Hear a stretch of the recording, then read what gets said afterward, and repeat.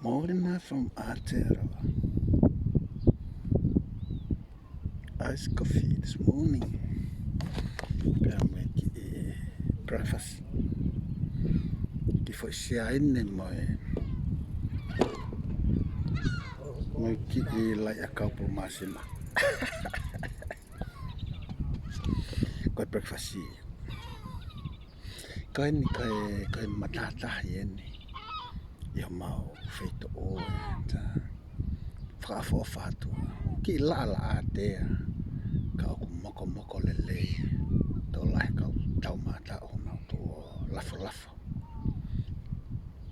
Lafo ki he tahi ki he moana. Kaia.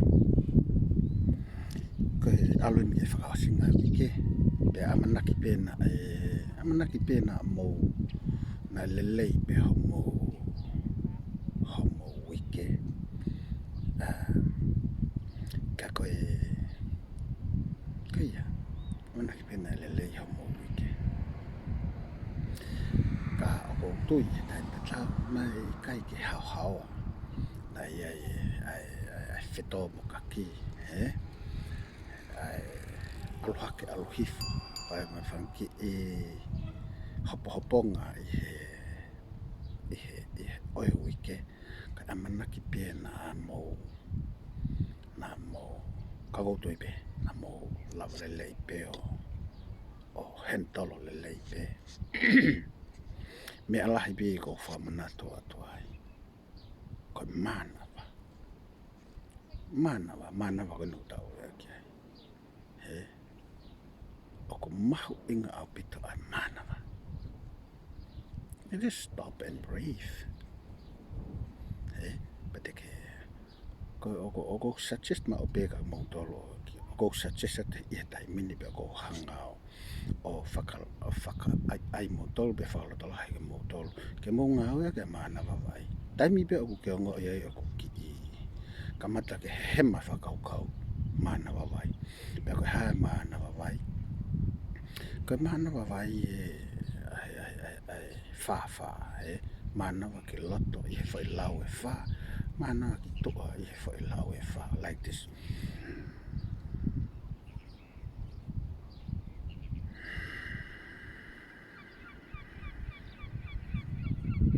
Ko manava i he whai.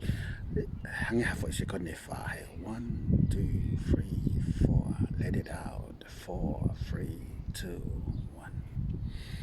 Ko ia pi. Ko hale wan ohinga e manava vai. Ne hangi e a planisi e kau ne whakawhoki e ia koe. Hangi ko hangi ko o readjust pe une hanga neutralize ho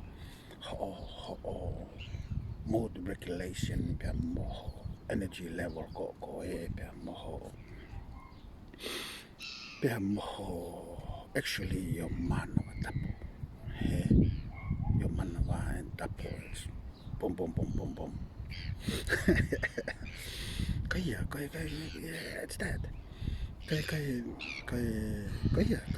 ki whakamanatu ato pe whakaosinga neave ke pe awi kai ki, you know, oku kai ke tako hawa tato rio. Pau peke tau ki ita, pau peke tau ki whasi iha tau re o ki olunga taimi tau ita e mai mea.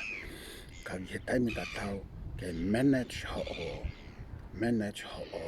mood regulation pe ko ho stress management. Manava vai. Ko ia. Kai whakamanatu atu ai mau inga ko ai manava. Kai mau inga ko ai manava. Ko ai manava. Ko manava ko talanoa pe ia at the same time, you know.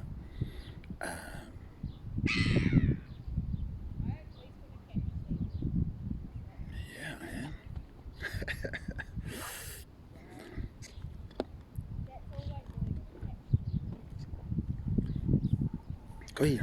Kai ki whakatalanoa te mo mautahi.